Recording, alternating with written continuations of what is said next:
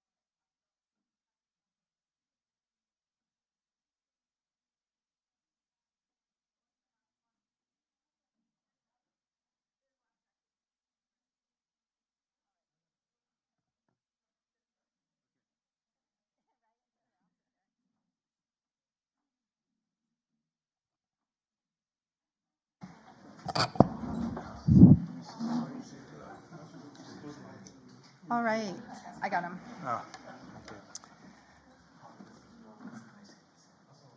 All right, welcome. We are here today for the Greening Education Partnership, and we are going to be talking about synergies and opportunities for climate change education at the COP meeting. We'll introduce ourselves as we each talk, but overall, I just wanted to let everybody know that you have access to these slides. There's a QR code on the slide, and there are lots of links throughout the slide to deepen and share the resources that are provided here. We'll provide the QR code again at the end of the presentation. There are a number of different folks involved in this side event and many, many others that we're going to share resources for and work related to. I'll start and then I'll hand it over to Juan, and Pramod and Eric will introduce as they come in to their slides. All right. So I'm Dr. Deb Morrison. I'm with CLEAR Environmental. My colleague Chris Cameron is at the back there. Wave, Chris. She's support. If you get stuck with anything in the presentation, please reach out to Chris. And we are here to just support and lift the various pieces of work as we go forward. and Juan. Thank you, Deb, and good afternoon, everybody. Thank you for joining this session. So my name is WonJung Byun, please call me Juan, and I'm a climate education focal point at UNESCO headquarters in the section of Education for Sustainable Development. So today's session is about greening education partnership, as you know, and how we can all collaborate together on climate education around this partnership. So as we will try to explain during the first part of this session, greening education partnership is designed around the four pillars of greening school, greening curriculum, greening teacher training and education systems, capacities, and greening communities. So around this partnership, now we are trying to create and deliver collectively climate education in a synergetic and collaborative way. Next slide, please. So currently, this partnership is happy to share that we have 70 countries in terms of the governments who have joined the partnership together with 700 plus organizations who have signed up. And there's a great amount of opportunity for us to push for climate education. In particular, for example, looking at the responses of the survey that we have gathered when these 70 countries have joined, 69% of them say that they plan to update their curriculum in the next 3 years to strengthen climate change. And 81% say that they plan to update their teacher training to strengthen climate change. So there's a huge amount of opportunity there, and we need to build on it. And this cannot be done by one single organization. So I would like to mention that although UNESCO serves as a secretariat of the partnership, this is not UNESCO's partnership. It is everybody's partnership who are owning this together. Next slide, please. And particularly because we are discussing this at Bonn Climate Conference, I think it is important to highlight the alignment and connections and synergies that we need to create with the Action for Climate Empowerment processes. So it is very important. Already there are many ACE focal points who are engaged in this partnership, but if you are the ACE focal point or your country's ACE focal point is not yet engaged, please invite them to join in. It is important that engagement of ACE focal points in greening education partnership is ensured, especially because they are connected with ministries of environment. And second, the alignment with different ministries that are engaged in climate change and education and action for climate empowerment is so crucial. So in that regard, not only ministries of education, but environment, climate change, foreign affairs and international development cooperation, and also finance should be joining in this partnership. So please, let's try to work to align that as much as possible. And finally, strengthening ACE and greening education, climate education in NDCs and NAPs will be crucial. So this will be one of the political commitments that we will try to organize around COP28. So joint key asks of this partnership we will brought to COP28 this December, as well as organizing of high-level political commitments around high-level events, and Greening Education Partnership Pavilion, which will be also presented by our colleagues from the Ministry of Education of UAE, will serve as the hub for this conversation at COP28. So we hope we can collaborate around that. Thank you. And now I have the happy privilege of sharing one of the working groups, because the focal point is not there here with us today, is the working group on greening communities. So this community and working group is co-coordinated by UNESCO Institute for Lifelong Learning, UN Food and Agriculture Organization, and World Organization for Scouts Movement jointly to collaborate on promoting greening communities and building climate resilience of communities. So in particular, youth is a cross-cutting theme, but in this working group, youth presence and youth work is very, very important. And currently 285 organizations, including many of these youth organizations and cities and municipalities, as well as 26 member states are engaged in this working group. And this working group will try to organize around multi-stakeholder coordinated action, strengthening education institutions and learning environments around lifelong learning, and also empowering youth and skills development. So there's a lot of conversations to be had around this working group. And now passing on to greening curriculum. So good afternoon, everybody. I'm Eric Guilyardi. I'm a climate scientist and at IPSL in France, but also the president of the Office for Climate Education. which transform IPCC reports into resources for teachers. So the work group 2 is on green curriculum, so it's co-led by OCE, which I represent, but also IRENA, which is the International Renewable Energy Agency, and Dubai Cares in the Emirates. So this objective is really to ensure relevant and quality learning content and pedagogy on climate change education. It's a major undertaking. So the 4 areas that we're going to be working on are, of course, the goals and learning objectives. It's really important to decide what quality is. You need to have goals. Then, of course, the learning content and material. This is absolutely key as well. And this associated with also, we'll see the pillar 3, which is about the teacher professional development. So they go hand in hand. The teaching methods as well, of course. This is different pedagogies can provide you with different levels of quality, especially for such a science-based topic. And then, of course, it's really important to assess. How do we assess quality climate change education?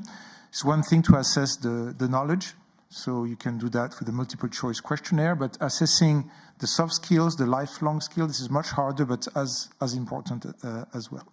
So there are 45 member states that signify their interest in this working group, in this pillar, and almost 400 organizations. I think the number is growing every day, from what I understand.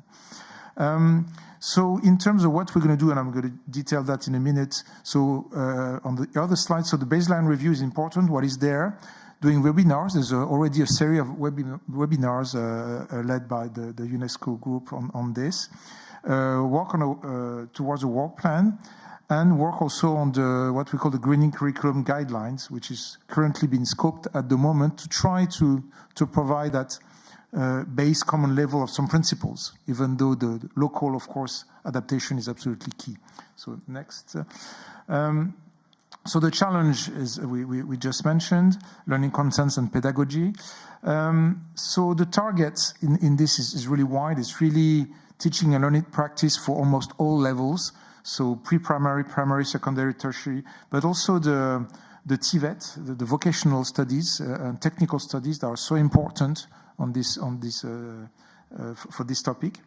So the 3 levels of actions, which I think, well, I'm illustrating here in pillar 2, but they are common to the 3 pillars, is first networking and sharing of best practice. There's a lot of amazing stuff being done at the moment in many countries. So knowing about that, exchanging is really important. Then, of course, and this is where UNESCO's mission is well known, is norms or standards setting. What is quality climate change education? How do we both evaluate scientifically and pedagogically the resources, the teacher training, etc., and all that encapsulated in a greening curriculum guideline. So this will be, we think, a major deliverable of this GEP. And then, of course, really important capacity building projects in countries to really put these principles in action on the terrain, go all the way to maybe what one could do within existing curricula.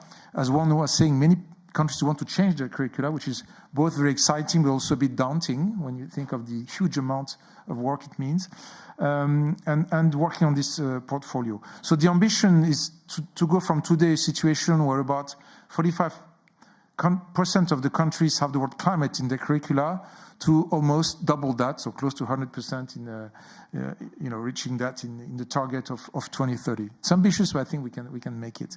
Right, and then so this is about the detail on the what, but I think I've mostly said that, so we can move to the next one.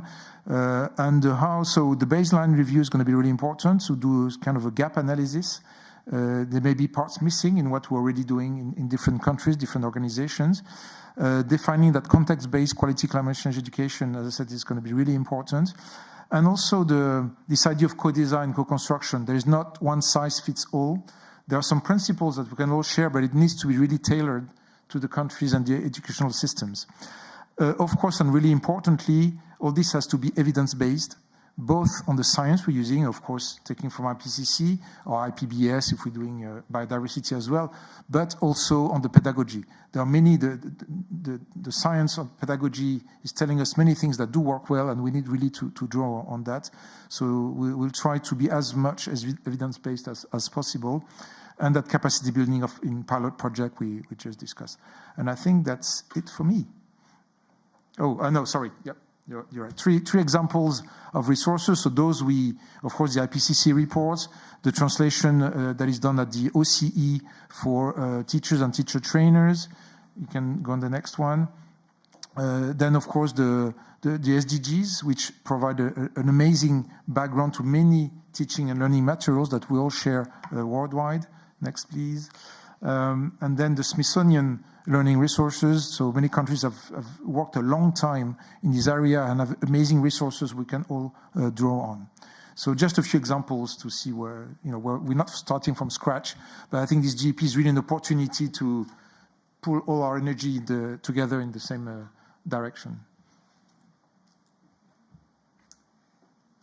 All right, and you'll note that we're not doing the pillars in numerical order. We decided that there was a more logical flow, so we're kind of working in scale. From community into schools and then into the system of teacher, professional learning and education systems, capacity building. So in this area, the Greening Education Partnership, we sometimes struggle on the acronym because the Global Partnership for Education is very close, and so it's a little tricky. If I mistakenly say that, you know why. So when we're thinking about greening teacher training and educational systems, we want to strengthen the policy, the financing, the planning, and the implementation. This is an area that I've worked in quite extensively in North America, and I'm collaborating with folks around the world and doing. I use the word professional learning instead of training, but training is used in many other places in the world, so I'll flip that out sometimes. So in terms of planning and policy, we think about the collaborative projects that we have with governments. So we want to really think about that top-down system and how they're working with capacity development, with educators, with youth, and pulling that collaboration together. We're thinking about financing. How is that all getting funded, either through government efforts in collaboration with private government partnerships, private-public partnerships, sorry. It's been a long few weeks. Okay. Thinking about training and professional learning and how we're building material resources for that. Youth not only need a curriculum, we need curriculum for professional learning, and that professional learning curriculum is not only for educators, it's also for informal education for policymakers. And then what is that working environment? Are we just talking schools? Are we talking outdoor spaces, community-based learning? So in the coordination of this group is done with the Educational International, the Global Partnership on Education, challenging acronyms, and the United Nations Children's Fund, so UNICEF. And they're coordinating the effort in this particular pillar. As we think about the systems-wide professional learning, there are many different examples we can draw from around the world. These are just a couple of the very light, touch efforts. Most of this work has been informed by design-based thinking. So we're really excited to think with and across different efforts to understand how people are localizing and meeting the needs of different goals that educational systems have as they do flexible and country-specific implementations. We're also wanting to think about these learning frameworks, and that's something that the Greening Education Partnership is doing, is pulling into coherence some of the professional learning frameworks that are occurring around the world. So there's a number of different examples of different frameworks here that are happening in North America, but there are many others that are happening in other countries and other networks around the world. So the partnership will consider those frameworks and pull them together. We may not end up with a singular framework, but we'll end up with a library of frameworks that can be used as examples to apply and to think about.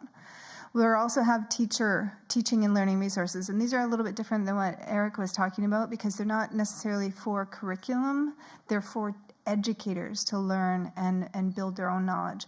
There's only about, in North American context, I think there's only about 5% of the education force that education workforce that has a geosciences background.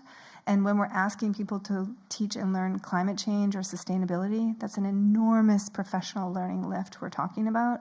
So really providing concrete resources for educators and helping them build more resources for other educators about what are the common problems of practice.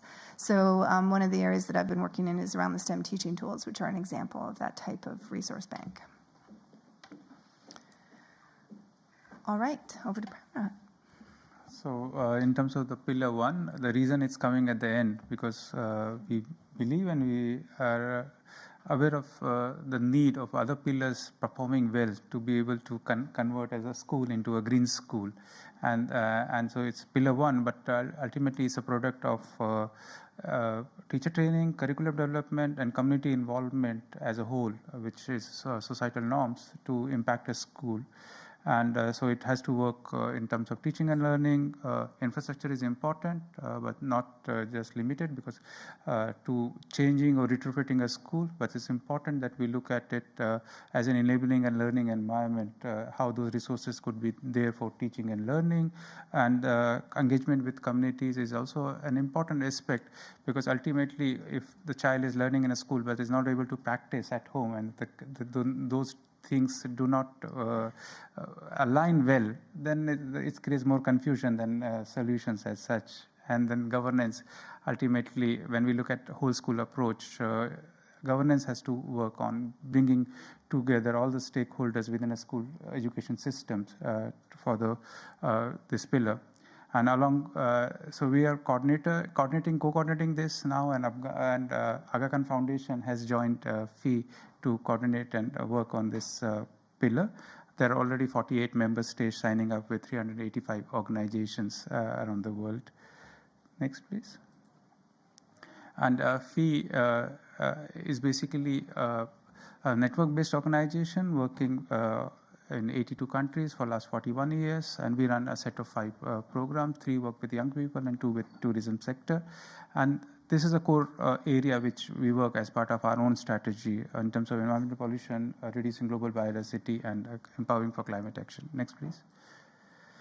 What we have also learned over the years when we talk about the whole school approach, in terms of it's important in terms of how or the challenges, looking at the school governance, it cannot be a top-down approach where the principal or headmaster or the board tells what has to happen, what changes need to be brought. It has to be situated in student leadership, their agency as such. And we need to be on that, because one danger that we have seen is that when it's about accreditation, it's all about show-off, it's events, pictures. How do we move away from that and situate that and make the governance, the people who take decision, that it's about education, which is mostly hidden. It's a hidden education that changes the culture. Something is taught through subject, but it's still the cultural part of it. And patience is important. The needle will only move when the other pillars move. And that means those wheels need to align well and move well to bring about that change in a school system. So it's a product of many things that happen in a school system. And usually in our experience said that those systems fall in place over a period of 2 years, 2 academic years as such. So we need to have patience. We can't get ticking off this box in next 1 year or 2 years. It will take time with countries starting. And from a teaching and learning perspective, Eric has highlighted many aspects, but then how do we make it visible? How we make ESD visible in the curricular with specific learning to everybody, that what it means when it's a subject area or a learning area.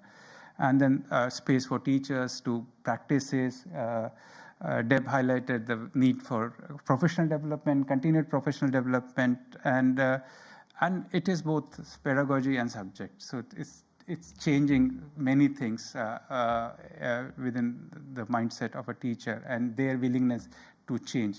Next, please. And looking at facilities and operation, which is basically area for learning. Those are tools where you can talk about sustainability and how do you bring that. So having a solar cell or solar system in a school is not greening. How do you use that solar system to educate children and then disseminate that technology in community. That's what we are looking for from a facilities and operations perspective. And it's not, and then how do we basically get that investment, not from a perspective that we reduce the footprint of a school and just tick that off, but how do we situate that into a learning environment? And that's one danger that we might have, because it's easy to basically hire a contractor to reduce your footprint and get it done and tick off that box of greening your school. And community partnership, ultimately it has to be a societal norm that has to change. We might talk about reducing plastic or other consumption in school, but the community feels in a different way. It will never happen as such. A community has to, how do we engage parents? How do we engage people around that school? How do we create that learning environment? And remember also that community can bring their learning, their wisdom, their perspective to the learning, and how do we see them as a resource in this learning journey? It's not just people who are qualified to teach are seen as resource people within that perspective of whole school approach. Next, please. And what more I think is also is that it's a journey. It's not a lifetime achievement that you have a green school. It's a journey. Issues change, so you have to earn your first batch in terms of based on the criteria. A colleague of ours is working, and by Monday I think we'll get the view of the first. But then how do we consolidate and build upon? We need to be agile in that perspective. It's ever-changing environmental and water sustainability situation that we are all in, and then. There is always a danger of stagnating. The moment you achieve that green school criteria or label, then we see that many schools stagnate. That now, what is the next award that we should look for? And how do we convince the community around us within the school system to move forward and keep challenging themselves and influence others to challenge kind of thing? And then there is ever-changing policy environment. For example, there is a European Union Green Washing Directive, or the Bahos targets have come in, which has completely changed the way the European Union is looking at greening school, or the criteria of a label that the school will get. And then how do we really align this? Because this agility is also important to be able to change things during the 7 years. We cannot set things in stone now and then work on that with 7. The agility part is also important. This is what I wanted to talk about.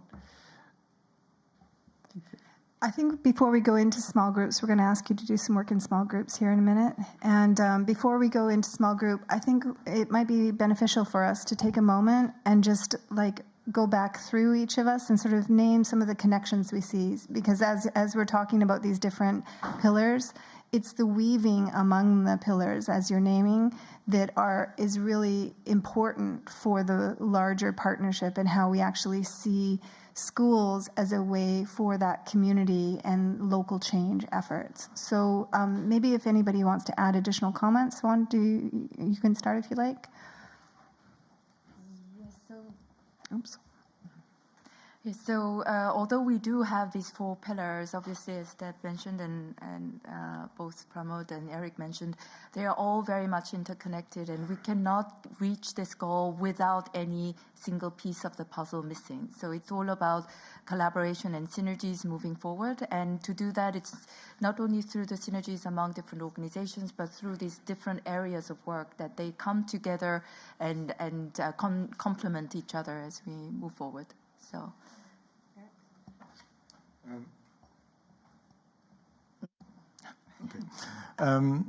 Yes, no, I think that's really important. And what I like about the GP with those 4 pillars, it's as many entry points to the problem. And once you're through one of them, then naturally you connect with all the others. And I think we will be successful if we really do that weaving, as you were saying, that to show how everything is connected. The same way that when you talk about climate science, the base is connected with the other SDGs, so that connection is really important, that we don't end up with kind of narrow or only solutions, which are bound to fail because they don't take into account all those dimensions. So I think it's going to be a challenge because, when we do work groups, they tend to work together and be really focused on what they do. What's clearly ingrained in the way the pillars are going to work is that connective tissue collaboration. And I think I know the UNESCO Secretary is well aware of this, and we're discussing already how we can weave that in, and certainly in preparing, for example, the education pavilion at the COP28, which we'll discuss in a moment. We're just discussing how we can make those connections during those 2 weeks, but also beyond. So. And as part of the Greening Education Partnership, we have quantified the targets. That has happened, and that has made things tangible, I think, which helps in terms of having a destination for the journey. But essentially, it is a journey that people have to make, and it's a cooperation and partnership. Ministry of Education has to drive it, but then subject, as Eric was also hinting, the subject expertise or entry points exist in different ministries: Ministry of Environment, or Ministry of Health, or Ministry of Water Sanitation. It will depend on the context of the country, and we need to be we need to have this partnership at different levels. Then. It's just not at the global level, but at the national level. Is that how everybody sees this as an opportunity, and ultimately it's about quality education. How do we make learning meaningful for the country, for the society, and the aspiration that we have for? Yeah, and I think the last thought I would add to that before we move into the small group work is one of the things that we really need to see to accelerate and mobilize climate action is we need to see all of society learning. And one of the ways to foster, like Pramod's saying, one of the ways to foster all of society learning is to start in a place that we have a systemic structure already. And schools are such a place in all societies. So how do we build and resource and expand the focus of learning in school, in and outside of school buildings, in community, and do that in a systemic way that is really supporting educators, supporting leaders in the system to be able to do that work equitably and effectively. And I think one of the things all of you made me think about was just how we are connecting those dots with leaders in the policy spaces, the ministries of education, the ministries of environment, the leaders of countries. That is a deep and important area of work that the partnership itself will help with, is being able to show what the shape of education and learning looks like so that people can understand how learning mobilizes and accelerates climate action. So thank you very much for this conversation. It's been really helpful. All right. So what we are going to ask you to do is we're going to ask you to share in community with each other. And we're going to ask you to take a few minutes. We're going to spend probably about 15 or 20. We have about 20 minutes to do this. We're going to ask you to share. We have a QR code and a tiny URL here that will get you to the same place. And it's going to be a survey that as you talk in 2 or 3 people, not with somebody you already know, okay? Find somebody new. As you talk with somebody you know, and you can step outside into the hall, we can use the space. We co-op spaces in this crowd. So as you learn and share thinking about what you're doing, we'll have a couple focal questions here for you. We want you to document that thinking, because we don't want it to be ephemeral. We want you to we want to capture some of that thinking, and we're going to share it back with all of you, okay? So as you document the thinking, we have 2 questions. Oh, yeah, thank you. Too many computers in front of me. All right, so you're going to do breakouts of groups of 3. Make sure one person in your group at least has either a phone or a computer so you can document. That can be your documenter. You'll have about 5 minutes to introduce yourself and then about 10 minutes to answer the 2 questions. We're going to give you 15 because we have the time.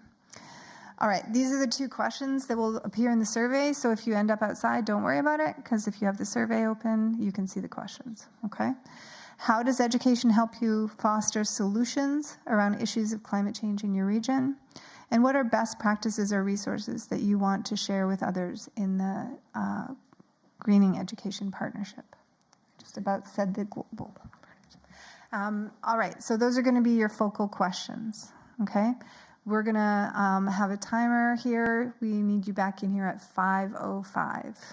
in your seats so we can share out a few things, okay? So if you wander into the hall, just remember 505 back in here, okay?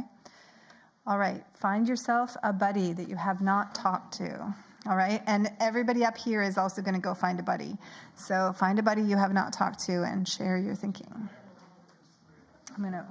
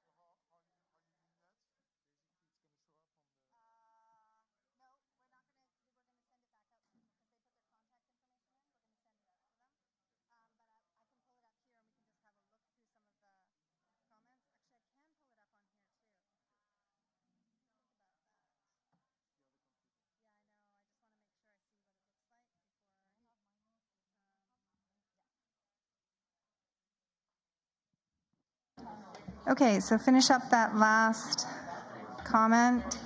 Chris? And actually, can I have Henry? Can I have Henry go out in the hall and scooch those last people who I know are still in the hall back in here? Okay, so take just one more minute to talk with the neighbor next to you, just 1 second, and we'll be right with you.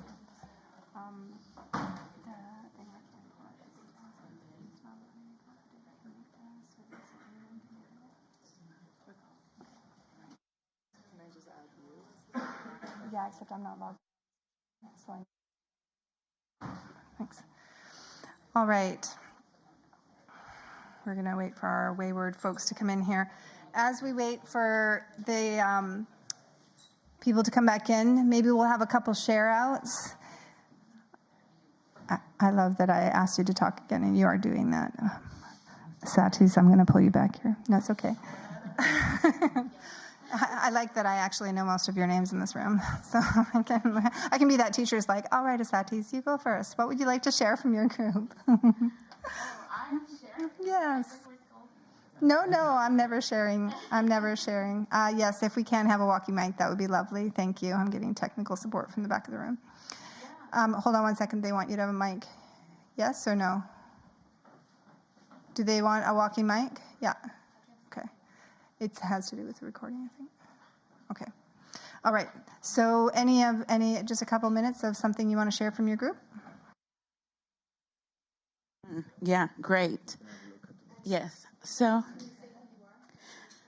my name is Isati Sintron. For those who don't know me, I am the director of the ACE Observatory. We talk a little bit about regions, although some of the things can be across regions, but I think like something that we're pointing is the importance of like the informal education and the role of NGOs and civil society in making or impacting change on our region. I specifically talk about Latin America, but I think this is true across the board, that when we're talking about connecting the topics to what matters most to the communities, we need to bring that knowledge in. There was also about that perspective of what do we do when we are in a federal system that don't necessarily have a national framework for the greening education. Additionally, it was like brought up, it's like, okay, like what type of education are we talking about? Are we talking about information or education to inform, to act, and then that particular concept of tailoring the messages? So if we're talking about different audiences that are interested, like there was some cases about businesses or other groups that might be very focused. So it's like they don't necessarily need to have the basic science understanding to be able to act. And I think like this is very supported by research on like awareness. So it's like, if you have, like, there might be people that want to act just because it's good for them, or so they're like a part of education that could be tailored and then disconnected from some other things. And then in the African perspective, like the education has allowed to build capacity of youth to achieve their goals and build projects. So an important approach is, again, to adapt the content. So, yeah. Thank you. I noticed that actually happened in a couple conversations, excuse me, about the adapting content and adjusting for language, for cultural context. If I can have maybe one or two other shares from the room, and then we will come back.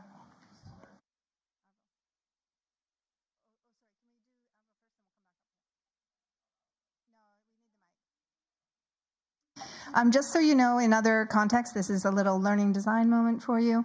Speaking into microphones is an accessibility issue. So in a room, when you're offered a mic, you should always use the mic because it's an accessibility for everyone and to be able to hear. All right, thank you. I'm Arvid Homik, based in Sweden, a climate scientist, and our team, we had a really vibrant discussion. We have Joshua from Canada, Simpilo from Zambia, and Miro from Austria.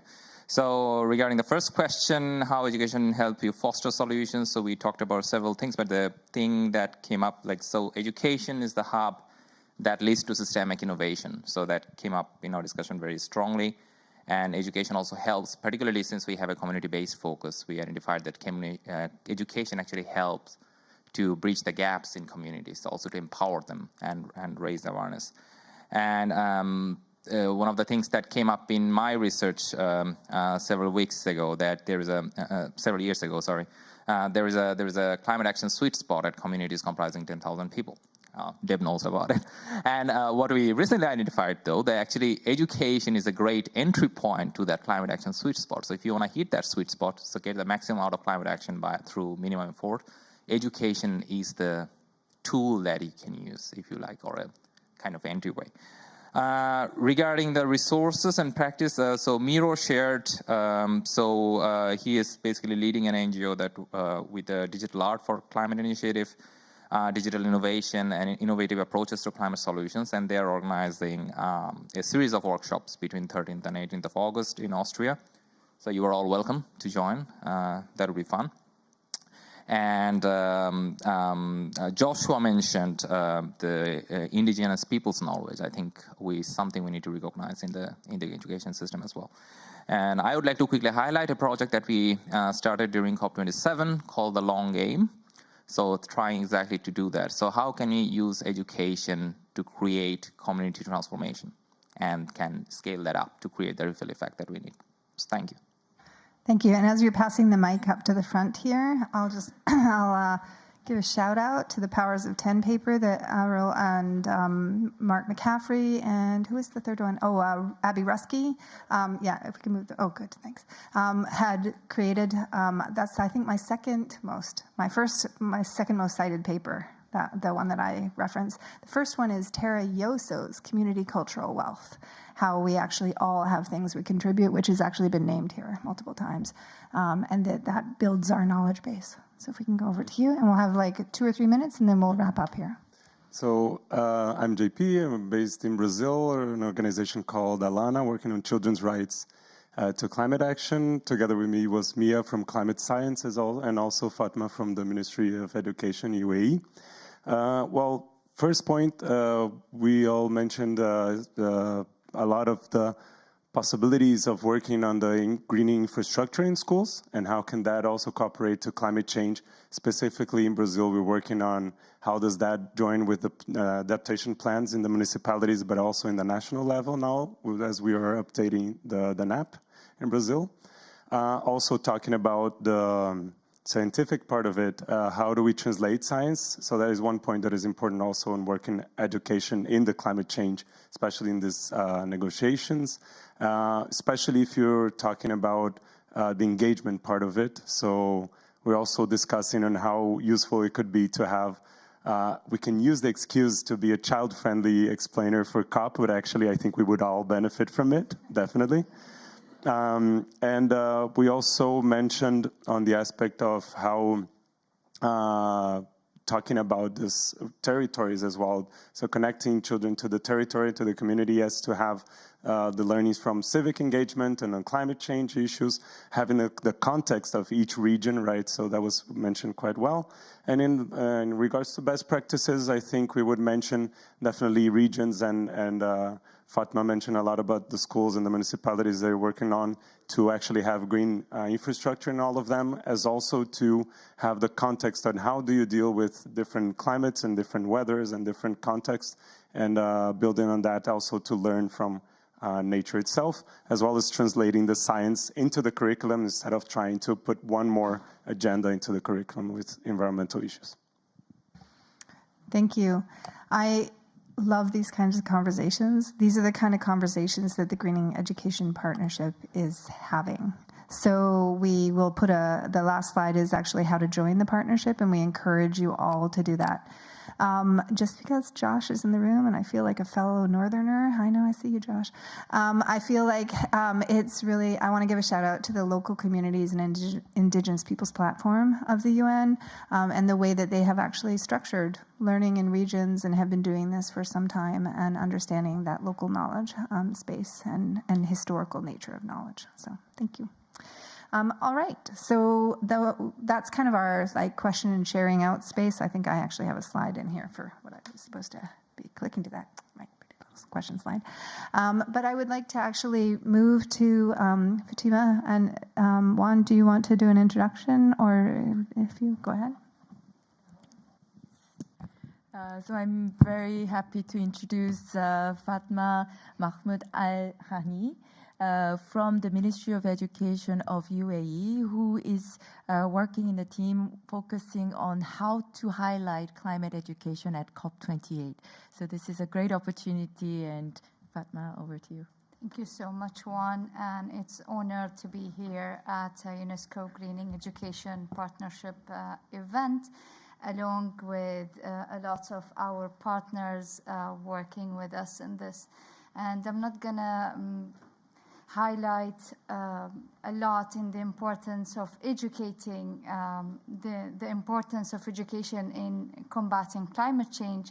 But again, I would emphasize on what my colleagues have mentioned. It's very important to find the synergy between all stakeholders, countries, NGOs, organizations, to mobilize the Greening Education Partnership and building the sustainable knowledge-based economy in all of the countries.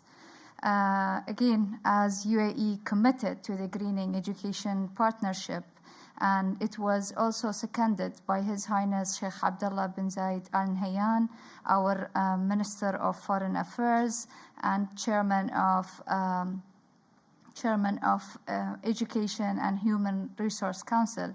We have presented the Greening Education Partnership to him, and he quoted a very important quote that I have to mention it here.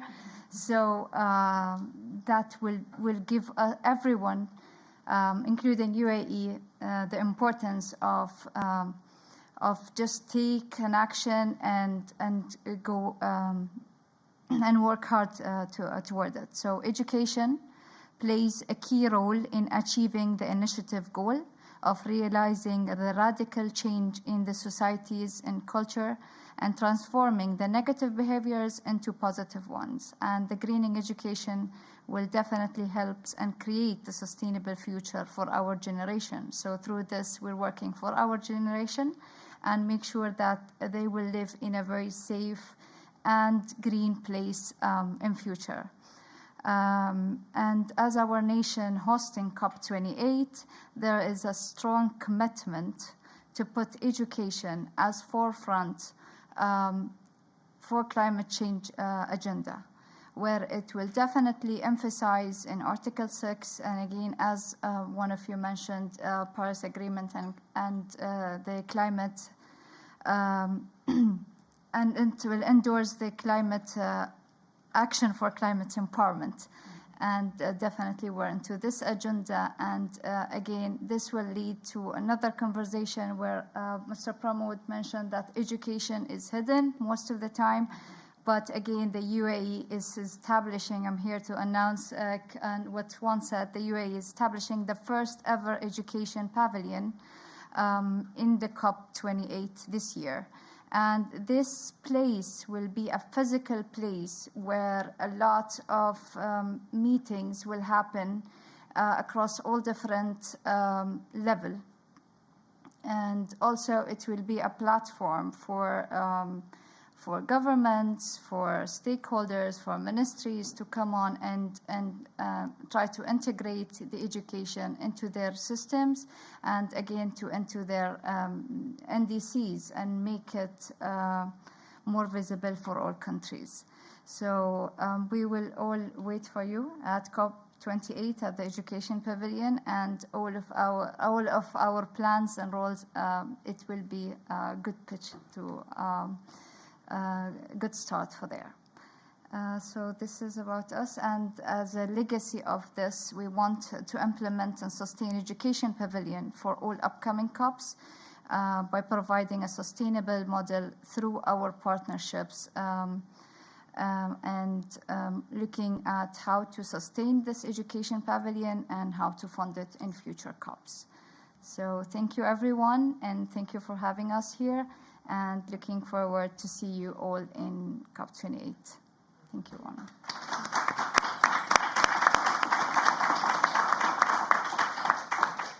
So we've been Thank you so much for your words. We have included a number of ways to contact us, resources to follow up on. The slide deck, again, is accessible from the QR code at the top of this particular page. I'm going to give you a second because I can see that you're all clicking away. We have a few more minutes if anyone has particular questions before we put the final slide, which has the Greening Education Partnership QR code to join the partnership. I'm going to take one over here first, and then I'll come back to you. Go ahead. More than a question, sorry. Thank you. More than a question is a comment. My name is Marta Arias. I am with UNICEF, and I wanted, well, first of all, to go congratulate you all for the panel and thank UNESCO for really taking the leadership. As you said at the beginning, you are leading, but we all feel part of it, and I think education, as everybody knows, for us is such a key part of our work, and we believe so strongly in the power of education, as also you were all saying, no? To change the world and make it more sustainable, but at the same time we are extremely worried about the impact that climate is already having in the right of every child to receive education, right? So we cannot forget that side also. So as in the same way as you were looking at the interconnectivity between the four groups, I was also thinking of the interconnectivity almost in this building between the initiative and the discussion that are taking place in the other rooms, and how challenging it is to see education coming up when we talk about loss and damage or when we talk about financing for climate. I mean, it's always at the end of the list at best, and it's more about infrastructures and other things. But I think having 70 parties that are members of this partnership and the COP presidency, we need you also to champion education in the other conversations. This will not succeed if it is a standalone partnership that does things on education as a silo. It really has to permeate, and we need to elevate the role of education in all the other conversations. So all of us here are convinced. I see a lot of nodding, but let's make it also come to the other rooms, because it is being, I mean, I've been here only a couple of days, but I see it is challenging. So hopefully that will change for COP, and we have a bit less than 6 months to make it happen and come into the big negotiations and everything. But thank you again, and congratulations. Thanks. And if you can pass the mic over to Sati. Does anybody want to respond to the question or comment? Yeah, go ahead.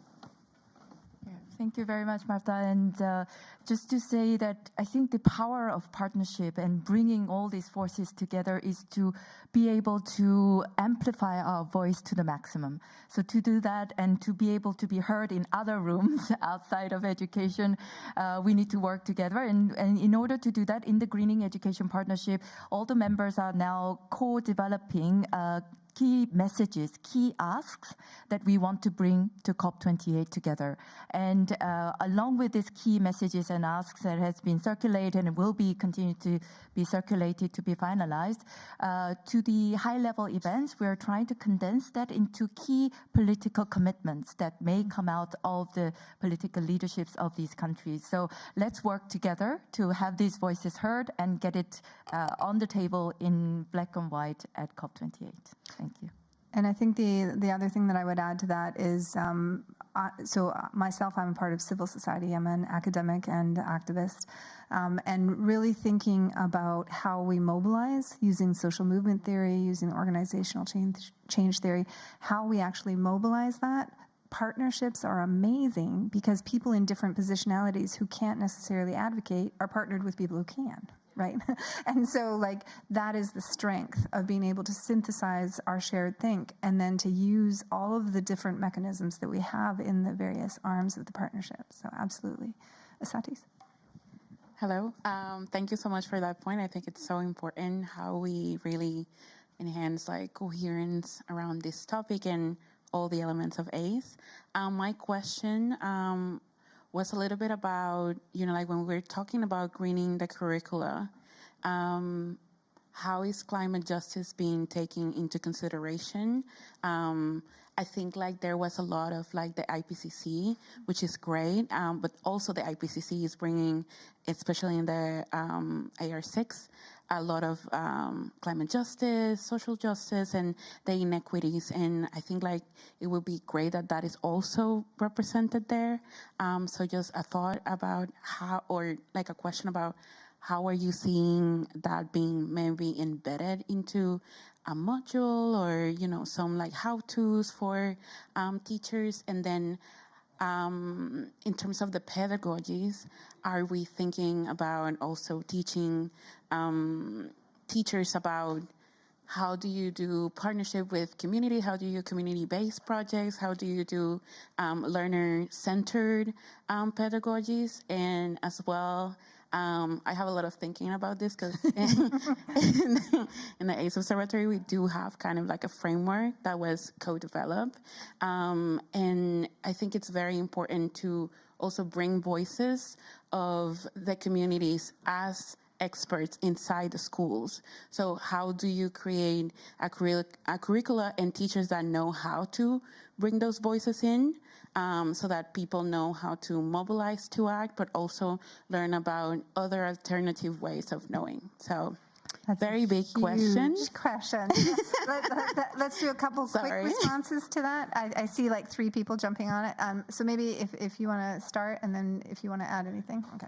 And maybe just 1 or 2 minutes because we want to wrap up. So yeah, that's a huge question. Thank you, Isatis. Of course, if the start base is education is IPCC, it's just the entry point, as we were saying, not only for science, but for all the other topics. And clearly, we see the resources that work is when the learners are faced with a coherent view, a systemic view of these environmental issues, not just climate. It's all of them. And of course, that includes also living together, so inequalities, justice, many other approaches. And it's also making sure that in the school, doesn't belong to a subject. Like it's not the physics or the biology thing. It's really across all. And that's a challenge for a number of educational systems because they work a lot in silos. Some countries are better at others in making those connections, but clearly in the guidelines that we will produce, this interdisciplinarity will be important so that it's not up to the children to make the connections that they'll have 2 weeks in physics on this, and then 2 months later, 2 weeks in biology, and then the next year in history. And we have to help them connect all those dimensions because they're key. It's really, again, there are 17 SDGs, they're all as important, and climate, environment is one entry point to connect everything. So yeah, it's a challenge, we know it, and I think this will be something, and there are very interesting different ways of doing that all over. So anyway, we could speak for hours about this. We do. So in the group that we were discussing about who's the resource person, as you clearly mentioned, and I mentioned it earlier, is that people talk about except teachers, others also learning about climate change, and they don't know about these and all those things. But then we don't know much what they know about, kind of thing, and that's an important point, that wisdom and resource can come from many stakeholders, and that's the whole school approach, that how we create and use the different spaces within the school boundary and outside the school boundary, and then active learning pedagogy that is solution based, because the idea here is to create agency, and how students practice that agency again and again and be solution provider as young people, but also as adults, and when they contribute more as adults in the society. But the solution oriented is a learned behavior. Is that how do you bring that agency instead of just sitting on the side or the fence and observing things? I think the last thought I would leave with is, so at the core of all of the work that I do and foster in the world is justice in how we participate, who participates, whose voice is being heard, how we're merging and intersecting and synthesizing different forms of knowledge. And at the base of all that is a deep belief that the solutions, the challenges that we're facing and the opportunities before us are most vibrant and hopeful because we have diverse voices and knowledges and innovations possible. But we only have that possible if justice is at the core. And so we have to have those basic needs met. Those are all, critical and safety and security, all of those things.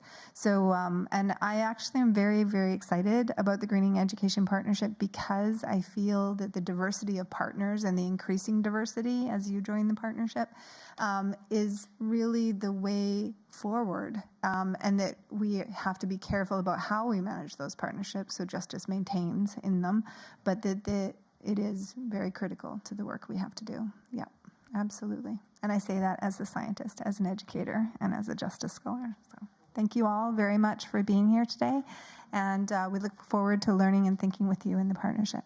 Thank you.